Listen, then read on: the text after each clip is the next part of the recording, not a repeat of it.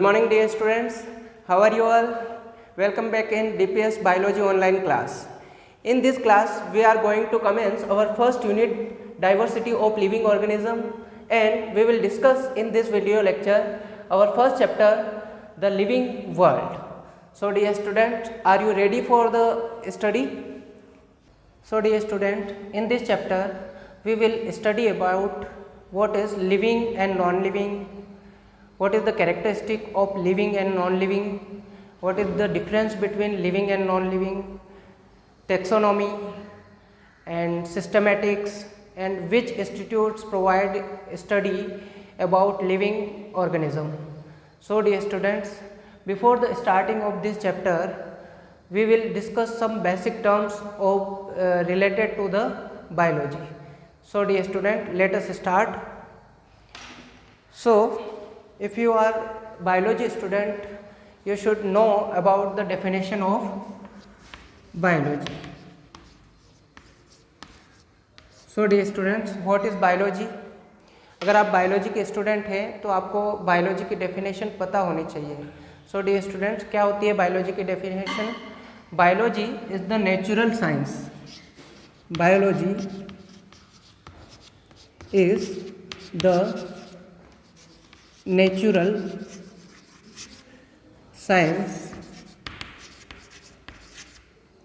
that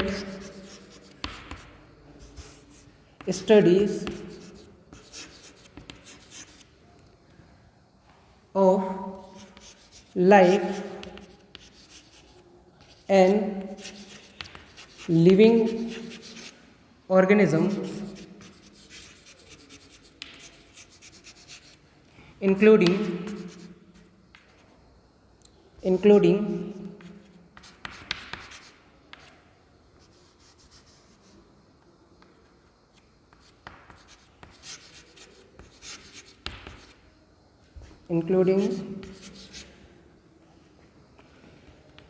physical structure,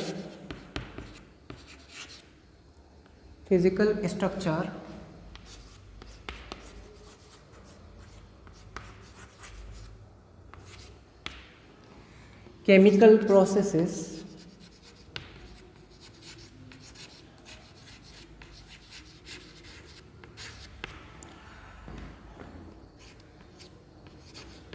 molecular interaction,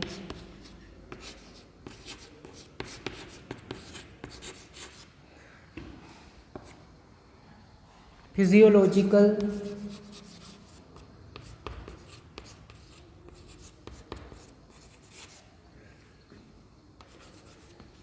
mechanisms, development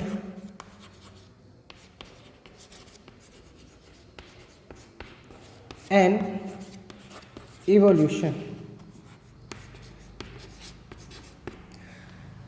So dear students, what is the biology? Biology is the natural science that study of life and living organism.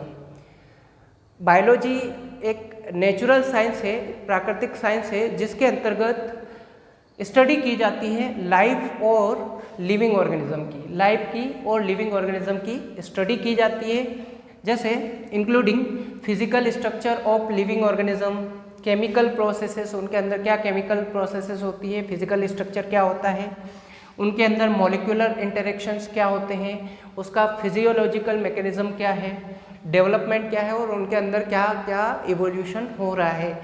ये सारी study जो है biology के अंदर की जाती है. या एक तो ये डेफिनेशन इसकी हो सकती है, या फिर इसके अलावा एक और definition, general definition, the scientific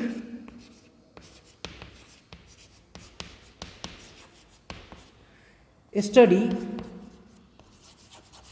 of living organism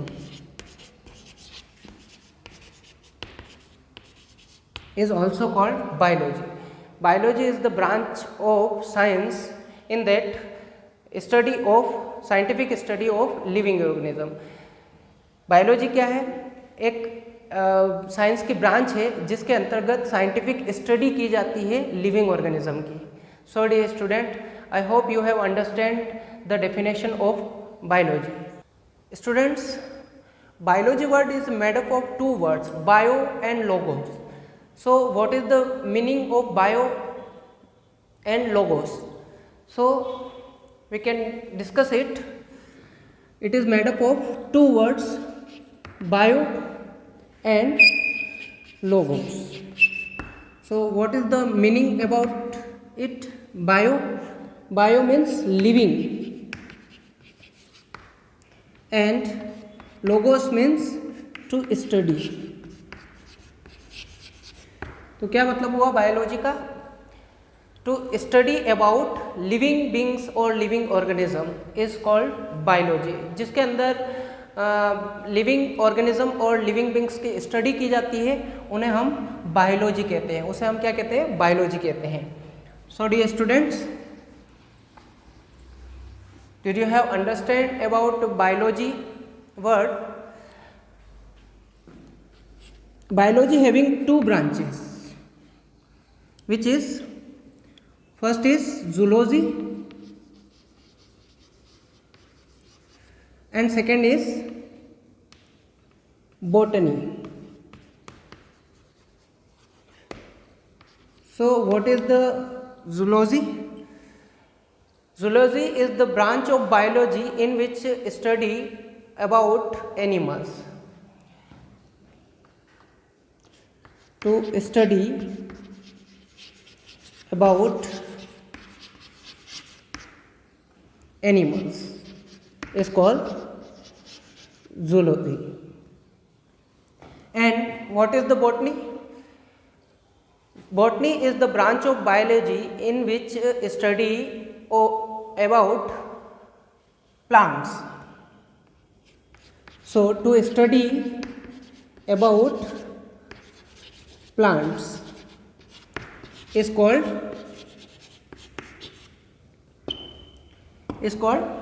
botany. So dear student, got it my point? Which is the branch of biology? Zoology and botany is the branch of biology. Now, who is the father of biology? Father of biology is Aristotle.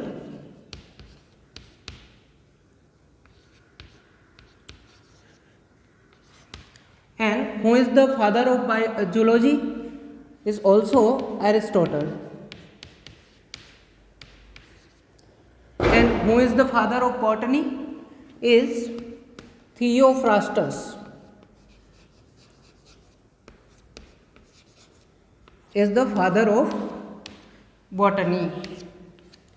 So dear students, did you have understand about the branch of biology and their fathers?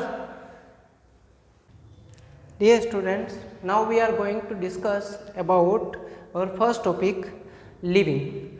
So dear students, what is living?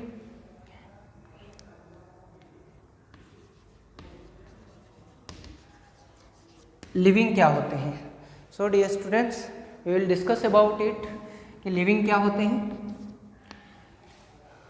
Living के characteristic आपको पता है, ऐसे organism जो कि चल सकते हैं, बोल सकते हैं, अपने समान ऑफ स्प्रिंग को प्रोड्यूस कर सकते हैं, जिनके अंदर सेल्यूलर एक्टिविटीज़ होती है और जो रेस्पायर करते हैं.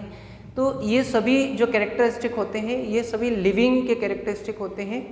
तो हम कह सकते हैं कि वो ऑर्गेनिज्म जो है वो लिविंग है अगर ये सारे कैरेक्टरिस्टिक उसके अंदर है. तो हम देखेंगे डेफिनेशन क्या होती है लिविंग की. So living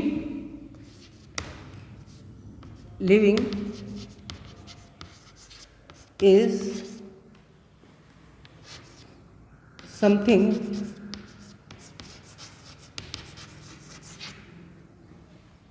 is alive. Living क्या है? जो अलाइव है या जिंदा है उसको हम लिविंग कहते हैं.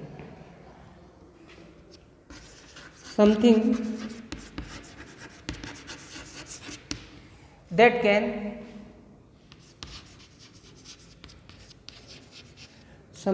Can grow, move, reproduce,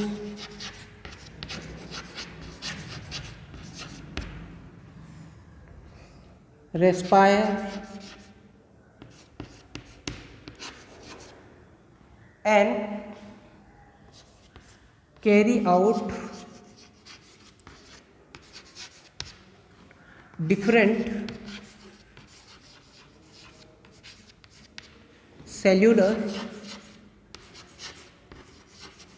activities. We can call living. ऐसे ऑर्गेनिज्म जो जिंदा है या उनके अंदर ऐसी सेल्यूलर एक्टिविटीज़ होती है और जो ग्रो करते हैं, मूव करते हैं, रिप्रोड्यूस करते हैं, रेस्पायर करते हैं, जिनकी सेल के अंदर एक्टिविटीज़ होती है, वो सभी क्या है, लिविंग ऑर्गेनिज्म है। तो हम समझ चुके हैं कि लिविंग ऑर्गेनिज्म क्या है।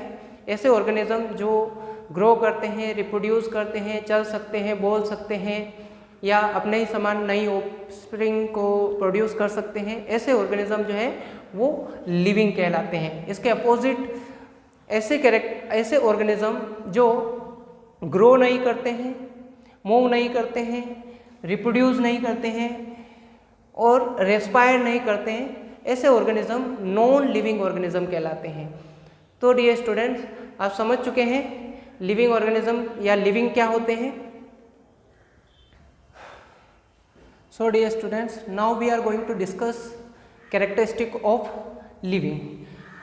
डियर स्टूडेंट्स, हम अब जो लिविंग के कैरेक्टरिस्टिक हैं उन कैरेक्टरिस्टिक के बारे में डिस्कस करेंगे। हमारा फर्स्ट कैरेक्टरिस्टिक है अपना growth. So dear student, what is growth? Growth क्या है उसको हम समझेंगे। ग्रोथ क्या होती है?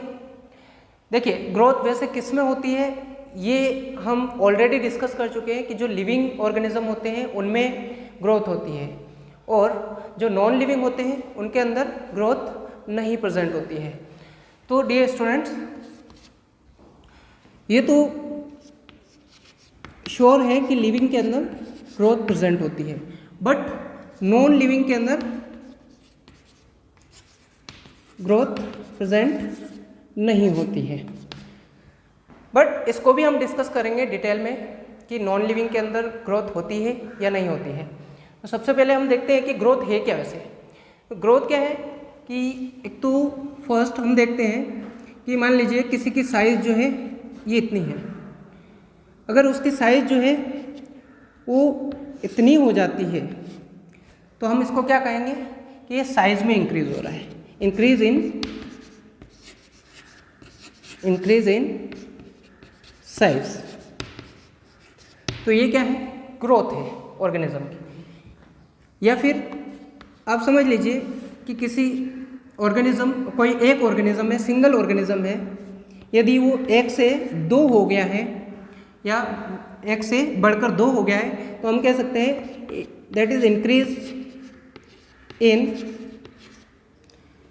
Number, increase in number. या फिर एक और हो सकता है वेट में इंक्रीज होना। सपोज कीजिए कोई इंडिविजुअल है, उसका वेट जो है वो 10 kg है, यदि उसका वेट जो है बढ़कर 20 kg हो गया है, 10 किलो का था, 10 किलो से 20 किलो का हो गया, तो हम कह सकते हैं that is increase in weight. तो ग्रोथ क्या है? यहाँ पर हम देख सकते हैं कि ग्रोथ क्या है?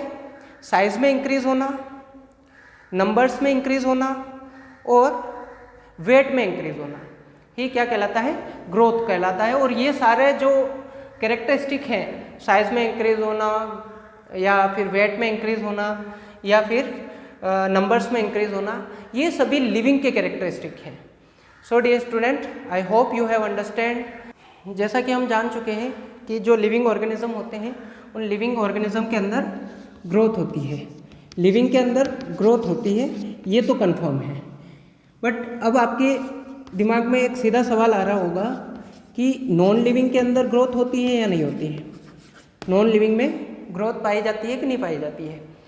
सपोज कीजिए मैं इस ग्रीन बोर्ड की कह रहा हूँ, क्या ग्रीन बोर्ड ग्रोथ करता है? तो आप कहेंगे नहीं। बट यहाँ पर मैं कहूँगा कि नॉन लिविंग के अंदर भी ग्रोथ होती है। हम सब जानते हैं बोर्ड के अंदर ग्रोथ नहीं होती है, बट जो नॉन लिविंग है वो नॉन लिविंग के अंदर भी ग्रोथ पाई जाती है। किस तरीके से? सपोज कीजिए कि जो माउंट है, माउंट मीन्स पर्वत जो है, उसकी साइज इतनी है। सपोज कीजिए ये इतनी है, ओके, ये इतनी साइज है। तो क्या होता है कि कुछ स्टोन्स या डस्ट या जो कंकड़ पत्थर वगैरह या डस्ट, जो धूल मिट्टी के कण जो होते हैं, वो धीरे धीरे डे बाय डे क्या होता है, इनके ऊपर डिपॉजिट होते रहते हैं। तो इनके डिपोजिशन की वजह से क्या होता है, इस माउंट की जो साइज होती है वो इंक्रीज हो जाती है। मीन्स पहले इतनी थी, अब इसकी साइज जो है इतनी हो गई है। किसकी वजह से? जो कंकड़ पत्थर या जो डस्ट के पार्टिकल्स जो होते हैं, जो एयर में प्रेजेंट होते हैं, तो ये इसके ऊपर डिपॉजिट होने की वजह से क्या हो गया, इसकी साइज जो है वो इंक्रीज हो गई है। तो हम कह सकते हैं कि जो माउंट होते हैं या सैंड ड्यून्स जो होते हैं, सैंड ड्यून्स भी हम कह सकते हैं, सैंड ड्यून्स के अंदर भी ग्रोथ होती है। तो ये इनके डिपोजिशन, इनके ऊपर कुछ पार्टिकल्स के डिपॉजिट होने की वजह से यहाँ पर इनकी ग्रोथ होती है।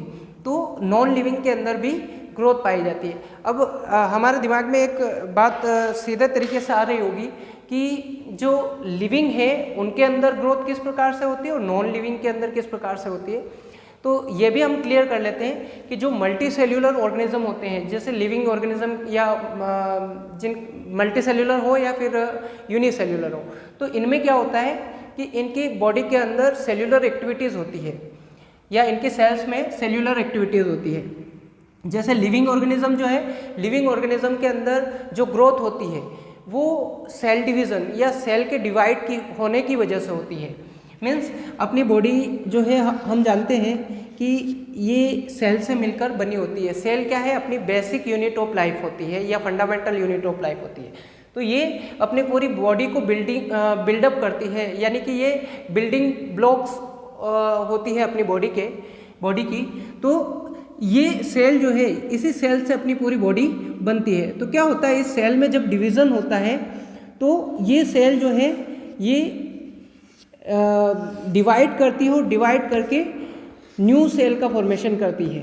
तो इस तरीके से इसमें डिवीज़न होता है और एक सेल से दो नई सेल का फॉर्मेशन होता है। तो अपनी बॉडी जो है बहुत सारी सेल्स से मिलकर बनी होती है। तो सारी सेल जो है वो डिवाइड करती है और डिवाइड करके जो है नई सेल को बनाती है। तो इस तरीके से अपनी बॉडी के अंदर जब सेल डिवीज़न होता है तो हम धीरे धीरे करके साइज़ में इंक्रीज़ होते हैं। और इसके अलावा साइज़ में इंक्रीज़ होने के साथ में हमारा वेट भी बढ़ता है, क्योंकि जब हम साइज़ में बढ़ेंगे तो वेट भी बढ़ेगा। तो ये किसकी वजह से हो रहा है? सेल डिवीज़न की वजह से हो रहा है। लिविंग के अंदर हमेशा सेल डिवीज़न के थ्रू जो है क्या होगा, ग्रोथ होगी।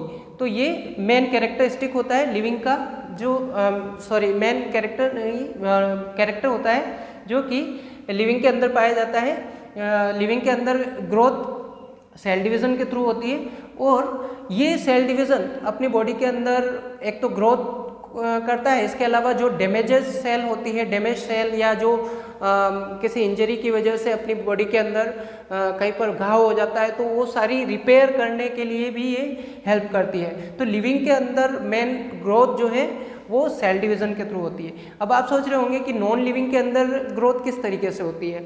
अब ये ग्रोथ हम पहले ही डिस्कस कर चुके हैं कि डस्ट के पार्टिकल या कंकड़ पत्थर जो होते हैं, स्टोन्स के पार्टिकल्स, वो इस जो माउंट या कोई भी सैंड ड्यून्स वगैरह होते हैं उनके ऊपर जब वो ऊपर उनकी सरफेस पर जब डिपॉजिट होते हैं तो उसकी वजह से उनकी ग्रोथ होती है। तो लिविंग और नॉन लिविंग में इस तरीके से ग्रोथ पाई जाती है। अब हम एक बात और यहाँ पर क्लियर कर लें कि ये जो ग्रोथ जो कैरेक्टरिस्टिक है लिविंग का और नॉन लिविंग का, तो ये हम कह सकते हैं कि जो ये लिविंग के लिए अगर अपन बात करते हैं कि ग्रोथ वो एक स्पेसिफिक कैरेक्टर नहीं है, इसके लिए एक स्पेसिफिक कैरेक्टर नहीं है ग्रोथ, ये क्योंकि ये नॉन लिविंग में भी पाया जाता है और लिविंग के अंदर भी पाया जाता है।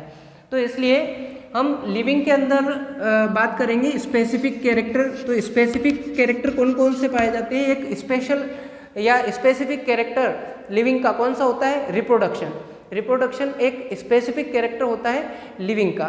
तो ये चीज़ हमको हम यहाँ पर क्लियर करना है कि ग्रोथ जो है वो एक स्पेसिफिक कैरेक्टर नहीं होता है लिविंग का। यहाँ पर लिविंग का कैरेक्टर होता है जैसे रिप्रोडक्शन करना, या फिर इसके अलावा रेस्पायर करना, मूवमेंट करना, बोलना, इस तरीके से ये सारे कैरेक्टर लिविंग के हैं। तो लिविंग के कैरेक्टर जैसे प्लांट्स में भी पाए जाते हैं और एनिमल्स के अंदर भी ये पाए जाते हैं। तो सभी लिविंग के अंदर कैरेक्टरिस्टिक पाए जाते हैं, ग्रोथ, रेस्पायर वगैरह। बट ये ग्रोथ जो है ये स्पेसिफिक कैरेक्टर लिविंग का नहीं है, ये नॉन लिविंग का भी कैरेक्टर है, क्योंकि नॉन लिविंग में भी ग्रोथ होती है by the deposition of their surface, dust and stone particles etcetera. Stone particle वगैरह या जो डस्ट के पार्टिकल हैं, इनके डिपोजिशन की वजह से नॉन लिविंग के अंदर भी ग्रोथ पाई जाती है। तो यहाँ पर हम ये क्लियर कर चुके हैं कि नॉन लिविंग में जो भी ग्रोथ होती है वो आउटर ग्रोथ होती है, मतलब सरफेस पर ग्रोथ होती है, जबकि लिविंग के अंदर इंटरनली ग्रोथ होती है, क्योंकि इनके अंदर इंटरनली सेल का डिवीज़न होता है और उससे ग्रोथ फॉर्म होती है। तो इस तरीके से ये कैरेक्टर जो है लिविंग और नॉन लिविंग दोनों के अंदर पाया जाता है। Dear students, now we will discuss about second characteristic features of living is reproduction. So what is the reproduction? Reproduction is the process in which produce new similar young ones or offspring is called reproduction. So what is reproduction? To produce new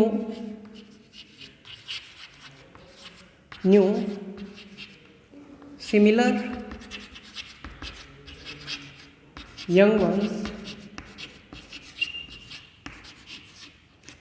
or offspring is called reproduction. Reproduction क्या है? अपने ही समान एक नई offspring या नए similar young ones को produce करना ही रिप्रोडक्शन कहलाता है। Reproduction is of two types, asexual reproduction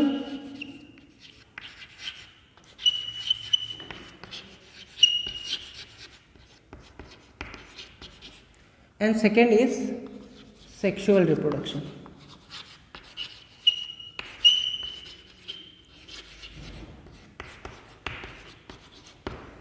अब असेक्सुअल और सेक्सुअल रिप्रोडक्शन क्या है, इनको समझते हैं। एक बेसिक आइडिया इनका हम समझ लेते हैं कि असेक्सुअल रिप्रोडक्शन और सेक्सुअल रिप्रोडक्शन क्या होते हैं। तो हम देखते हैं फर्स्ट असेक्सुअल रिप्रोडक्शन।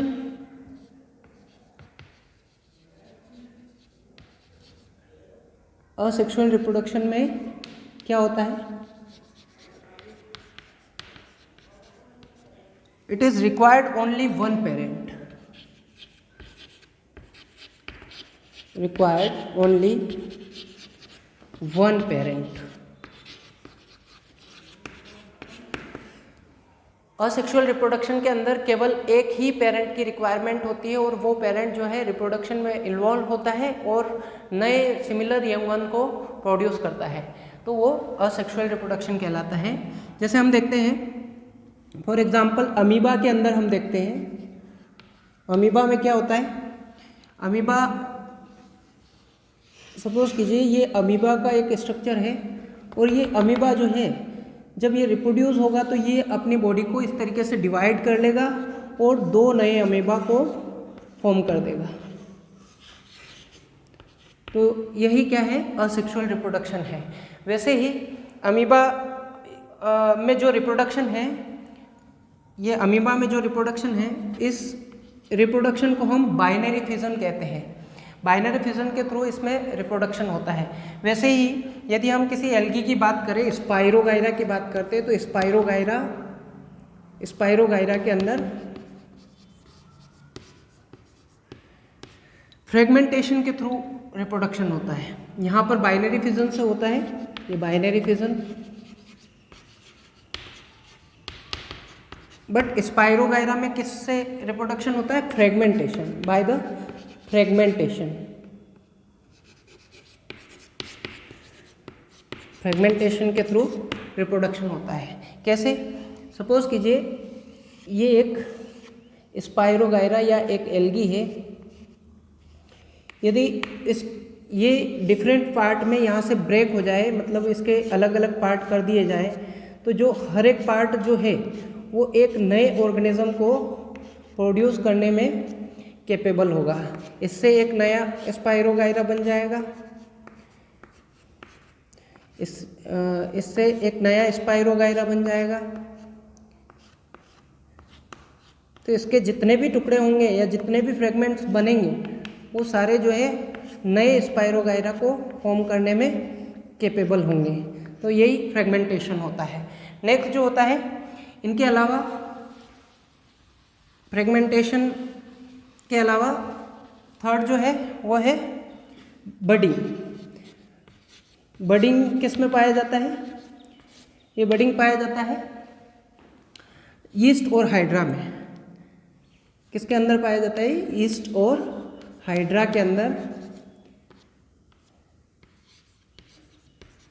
बडिंग के थ्रू रिप्रोडक्शन होता है। मीन्स कैसे?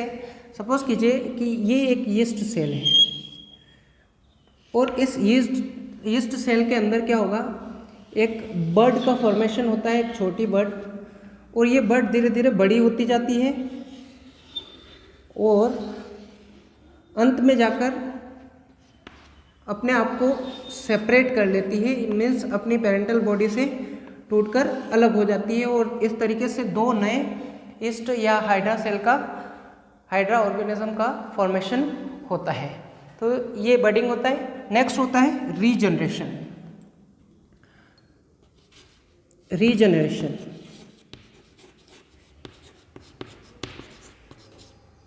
तो ये रीजनरेशन क्या है? रीजनरेशन और फ्रेगमेंटेशन लगभग सिमिलर कह सकते हैं, बट इनमें थोड़ा सा डिफरेंस होता है कि जो रीजनरेशन होता है, रीजनरेशन में बॉडी का केवल लॉस्ट पार्ट ही रिकवर होता है या वापस से रिस्टोर होता है। बट जो फ्रेगमेंटेशन है, फ्रेगमेंटेशन में ऑर्गेनिज्म की होल बॉडी वापस से फॉर्म हो जाती है, लेकिन इसमें केवल लॉस्ट पार्ट वापस जनरेट होता है। जैसे आपने लिजार्ड की टेल को देखा होगा कि लिजार्ड की टेल जो है जब वो कट जाती है तो कुछ टाइम बाद वो वापस से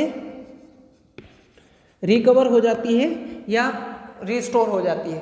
तो ये लिजार्ड के अंदर पाया जाता है रीजनरेशन। बट फ्रेगमेंटेशन में क्या होता है कि पूरे बॉडी के जितने भी पार्ट होते हैं, जो भी पार्ट टूटते हैं, वो सारे पार्ट अलग अलग न्यू ऑर्गेनिज्म को फॉर्म कर देते हैं। वैसे हम देखते हैं कि रीजनरेशन जो है, रीजनरेशन में जैसे हम बात करते हैं कि लिजार्ड की टेल जो है वो वापस से रिस्टोर हो जाती है, या फिर स्टारफिश जो होती है उसकी आर्म्स का लॉस्ट पार्ट वापस से रिकवर हो जाता है। लेकिन जो लॉस्ट पार्ट है वो वापस से पूरे होल ऑर्गेनिज्म को फॉर्म करने में कैपेबल नहीं होता है। बट जो फ्रेगमेंटेशन होता है, फ्रेगमेंटेशन में जो बॉडी का जो भी पार्ट होता है वो सारे पार्ट जो है पूरे होल ऑर्गेनिज्म को डेवलप करने में कैपेबल होते हैं। तो एक ऐसा ऑर्गेनिज्म है जैसे प्लेनेरिया। प्लेनेरिया के अंदर रीजनरेशन तो पाया जाता है, बट उसकी पूरी जो बॉडी के सारे जो पार्ट है, चाहे उसके कितने भी टुकड़े कर दिए जाए, कितने भी फ्रेगमेंट बना दिए जाएं, वो सारे फ्रेगमेंट जो है पूरे होल ऑर्गेनिज्म को फॉर्म करने में कैपेबल होते हैं। तो प्लेनेरिया के अंदर जो है रीजनरेशन, कंप्लीट रीजनरेशन पाया जाता है, या फिर हम कह सकते हैं कि इसके सारे पार्ट जो है, बॉडी के सारे पार्ट पूरे एक नए होल ऑर्गेनिज्म को फॉर्म करने में कैपेबल होते हैं।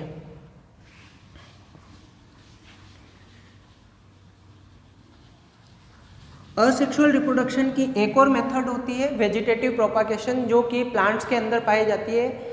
और प्लांट इस वेजिटेटिव प्रोपागेशन की प्रोसेस के थ्रू जो है प्रोपागेट होते हैं या रिप्रोड्यूस होते हैं और नए प्लांट्स को फॉर्म करते हैं। तो रिप्रोडक्शन जो है वो प्लांट और एनिमल दोनों के अंदर पाया जाता है। तो हम डिस्कस कर चुके हैं असेक्सुअल रिप्रोडक्शन को, कि असेक्सुअल रिप्रोडक्शन क्या है उसके अंदर केवल एक ही पेरेंट की रिक्वायरमेंट होती है और केवल एक ही पेरेंट जो है वो अपनी बॉडी को डिवाइड करता है और डिवाइड करके नए ऑर्गेनिज्म को फॉर्म कर देता है। तो असेक्सुअल रिप्रोडक्शन जो है ये सारे यूनिसेल्युलर जो ऑर्गेनिज्म होते हैं उन सारे यूनिसेल्युलर ऑर्गेनिज्म के अंदर ये प्रेजेंट होता है। अब देखते हैं सेक्सुअल रिप्रोडक्शन क्या होता है। सेक्सुअल रिप्रोडक्शन,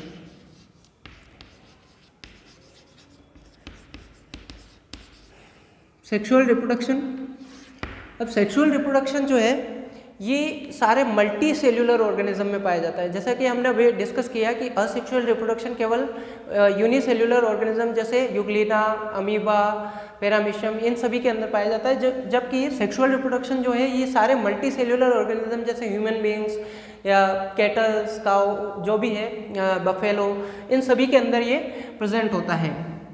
तो जो सेक्सुअल रिप्रोडक्शन है, इस सेक्सुअल रिप्रोडक्शन के अंदर क्या होता है, इसमें रिक्वायरमेंट होती है, required to parent of different sex.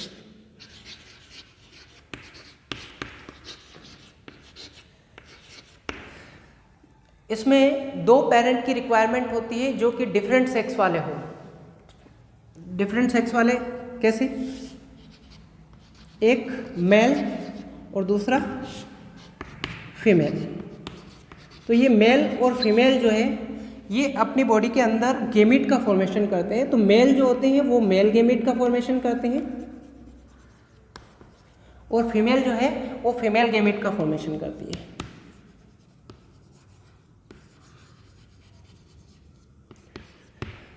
तो ये गेमिट जो होते हैं ये हमेशा हेप्लॉइड इन कंडीशन होते हैं। So what do you mean by haploid? Haploid का मतलब होता है कि number of chromosome present in single not in pair. तो यहाँ पर जो क्रोमोसोम होंगे वो सिंगल ही प्रेजेंट होंगे। तो जो मेल और फीमेल गेमिट्स हैं ये एक प्रोसेस होती है फर्टिलाइजेशन की प्रोसेस, फ्यूज़न ऑफ गैमेट और सिनगेमी, उसके थ्रू फ्यूज्ड होते हैं और फ्यूज्ड होकर एक साथ मिलकर एक नई सेल बनाते हैं, डिप्लॉइड सेल, जैसे हम जाइगोट कहते हैं। अब यहाँ पर भी एक वर्ड नया टर्म आ रहा है कि डिप्लॉइड। डिप्लॉइड क्या है? Number of chromosome present in pairs. तो यहाँ पर ये हेप्लॉइड और ये हेप्लॉइड दोनों मिलकर एक डिप्लॉइड सेल को फॉर्म करती है, जाइगोट को फॉर्म करती है। फिर जाइगोट जो है डेवलप होकर एक न्यू ऑर्गेनिज्म को फॉर्म करता है। तो यही क्या है? सेक्सुअल रिप्रोडक्शन है। और ये सेक्सुअल रिप्रोडक्शन सभी मल्टी सेल्यूलर ऑर्गेनिज्म के अंदर पाया जाता है। अब ये जो रिप्रोडक्शन जो है कैरेक्टरिस्टिक फीचर है लिविंग का, ये हम इसको ये नहीं कह सकते कि ये भी एक स्पेसिफिक कैरेक्टर, जैसे ग्रोथ जो है वो स्पेसिफिक कैरेक्टर लिविंग का नहीं है, वो नॉन लिविंग के अंदर भी पाई जाती है। वैसे ही रिप्रोडक्शन जो है ये लिविंग का स्पेसिफिक कैरेक्टर नहीं है। अब आप सोच रहे होंगे कि सर ये तो सिर्फ लिविंग ही रिप्रोड्यूस हो पाते हैं, तो ये स्पेसिफिक कैरेक्टर हुआ है लिविंग का? तो ऐसा नहीं है, यहाँ पर कुछ एक्सेप्शन इसके हैं। एक्सेप्शन क्या है वो मैं आपको बताऊंगा, आप खुद ब खुद समझ जाएंगे कि रिप्रोडक्शन एक स्पेसिफिक कैरेक्टर क्यों नहीं है लिविंग का। जैसे आपने म्यूल के बारे में सुना होगा, म्यूल देखा है आपने? म्यूल, म्यूल क्या है? खच्चर आपने देखा? म्यूल। तो जो खच्चर या म्यूल जो होते हैं ये कैपेबल नहीं होते हैं, it is not capable to reproduce. ये रिप्रोड्यूस में कैपेबल नहीं होते हैं क्योंकि ये जो है दो अलग अलग स्पीसीज से मिलकर बनाए गए होते हैं, इस वजह से ये रिप्रोड्यूस नहीं हो पाते हैं। तो ये लिविंग तो है, म्यूल लिविंग तो है, बट ये रिप्रोड्यूस होने में कैपेबल नहीं होते हैं। Second example, worker honey bee. Worker honey bee, worker honey bee भी इसका एक्सेप्शन है। ये लिविंग होते हुए भी ये रिप्रोड्यूस नहीं होती है। जो हनीकॉम्ब होता है, एक मधुमक्खी का जो छत्ता होता है, उस छत्ते के अंदर 3 वेराइटीज़ की हनी बीज प्रेजेंट होती है। फर्स्ट क्वीन, सेकेंड ड्रोन और थर्ड जो है वो वर्कर होते हैं। तो जो क्वीन होती है वो फीमेल गेमिट एक को फॉर्म करती है, वैसे ही जो ड्रोन होते हैं वो मेल गेमिट को फॉर्म करते हैं। तो वो रिप्रोडक्शन में इन्वॉल्व होते हैं दोनों, बट ये जो है ये स्टेराइल प्रॉपर्टी के होते हैं, स्टेराइल होते हैं मीन्स ये कैपेबल नहीं होते हैं नई प्रोजेनी को प्रोड्यूस करने में। तो ये जो वर्कर हनी बी है ये भी एक्सेप्शन है। और थर्ड जो है ह्यूमन स्टेराइल कपल।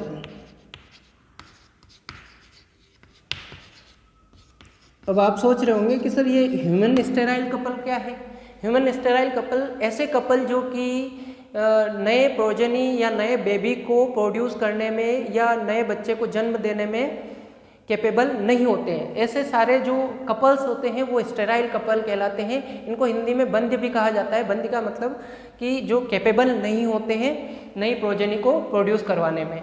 तो ये रिप्रोडक्शन भी एक जो है स्पेसिफिक कैरेक्टर नहीं होता है लिविंग बींग्स का। जैसे ग्रोथ नहीं होता है उसी टाइप से ये भी रिप्रोडक्शन भी एक स्पेसिफिक कैरेक्टर नहीं होता है लिविंग बींग्स का। So dear students, I hope you have understand the topic, and we will discuss about the next characteristic features in the next video lecture. So dear students, stay home, save lives. Goodbye and have a nice day.